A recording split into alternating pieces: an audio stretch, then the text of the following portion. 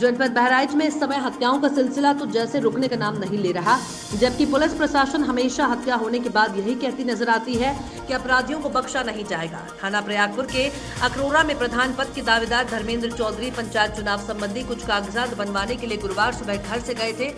समय रहते घर न पहुंचे तो घर वालों ने काफी खोजबीन के बाद देर रात स्थानीय थाने पर इसकी सूचना दी। पुलिस ने खोजबीन शुरू कर दी थी। पता लगा देहात कोतवाली क्षेत्र के रसूलपुर गांव के पास नहर के किनारे झाड़ी में लावारिस लाश देखी गई है। सूचना पर पुलिस मौके पर गई, जहां मृतक की पहचान गायब धर्मेंद्र के रूप में हुई। हत्या की सूचना मिलते ही आक्रोशित परिवारजनों के साथ बहराइच के गोंडा हाईवे पर रोड जाम कर प्रदर्शन करना शुरू कर दिया। आज दिनांक 16/4/2021 को अनिल कुमार चौधरी पुत्र स्वर्गीय अमृतलाल चौधरी जो कि अखरौरा के रहने वाले थे, उन्होंने रात में करीब 2:30 बजे के आसपास ये सूचना दी कि मेरे भाई धर्मेंद्र चौधरी, जिनकी उम्र लगभग 45 वर्ष है, वो सुबह घर से गए थे बहराइच के लिए और अभी तक नहीं आए।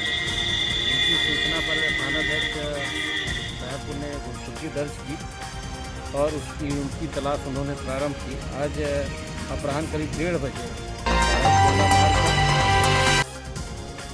दमोह विधानसभा सीट पर हो रहे उपचुनाव के लिए सुबह 7 बजे से मतदान जारी है। सुबह से ही मतदाता वोट देने के लिए पहुंच रहे हैं। सुबह 9 बजे तक 8.24% मतदान दर्ज किया गया। कोरोना संक्रमण को लेकर मतदान केंद्रों पर खास इंतजाम किए गए हैं। अंदर जाने से पहले मतदाता का तापमान जांचा जा रहा है। वोट देने के बाद हाथ साफ करने के लिए सैनिटाइजर और साबुन का इंतजाम है।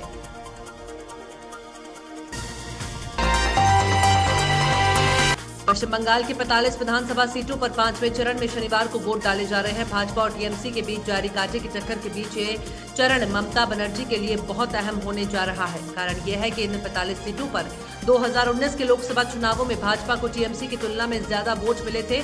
वहीं बंगाल में होने वाले कुल 8 चरणों के चुनाव में सीटों के लिहाज से ये सबसे बड़ा चरण है। पश्चिम बंगाल बीजेपी ने शुक्रवार को कथित तौर पर टीएमसी उम्मीदवार से ममता बनर्जी की बातचीत का ऑडियो क्लिप जारी किया है। इसे लेकर विवाद खड़ा हो गया है। बीजेपी का दावा है कि ऑडियो क्लिप में ममता बनर्जी शीतलकुची से टीएमसी उम्मीदवार से कथित तौर पर ये कहती सुनाई देती है कि वो सीआईएसएफ कर्मियों द्वारा चलाई गई गोली से मारे गए 4 लोगों के शवों के साथ रैलियां करें। वहीं टीएमसी ने ऑडियो क्लिप को फर्जी करार दिया।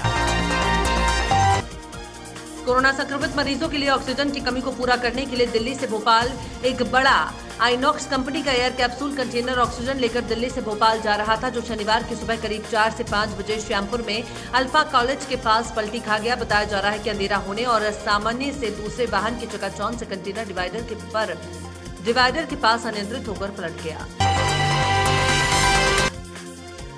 कोरोना वायरस संक्रमण के बढ़ते मामलों के चलते दिल्ली एनसीआर में सख्ती बढ़ गई है। वहीं तीनों केंद्रीय कृषि कानूनों की पूरी तरह से वापसी की जिद पर किसान अड़े हुए हैं। वहीं तीनों कृषि कानूनों के विरोध में यूपी गेट पर चल रहे धरना प्रदर्शन के कारण वाहन चालक यूपी गेट होकर दिल्ली नहीं जा पा रहे हैं। दरअसल दिल्ली यातायात पुलिस ने कोरोना वायरस संक्रमण और किसानों के धरना प्रदर्शन के चलते कई रास्तों को बंद कर दिया है।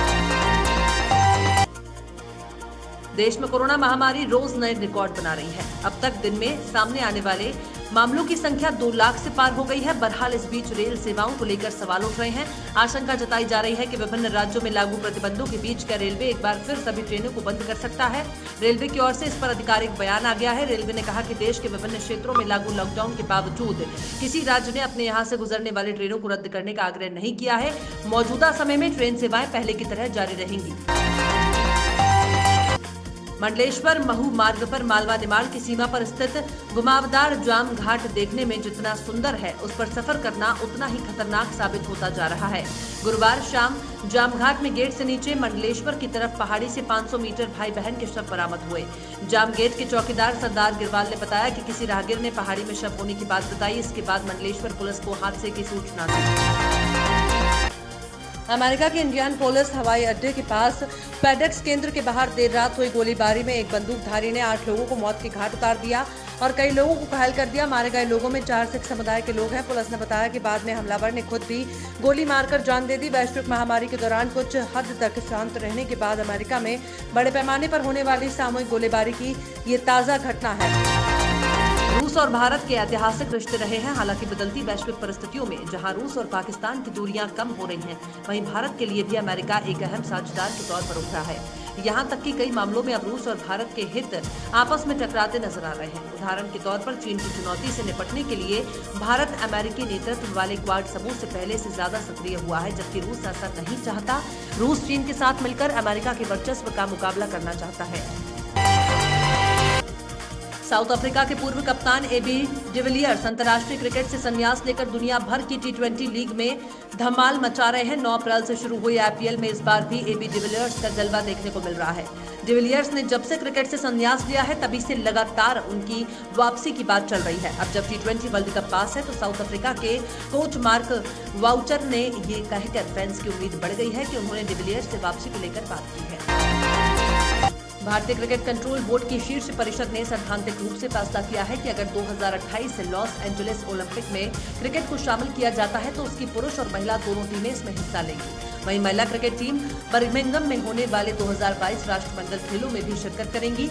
शीर्ष परिषद ने शुक्रवार को वर्चुअली बैठक की, जिसमें यह भी फैसला किया गया कि मिताली राज और हरमनप्रीत कौर की अगुवाई वाली टीम 2021 के अंत में ऑस्ट्रेलिया का दौरा करेगी।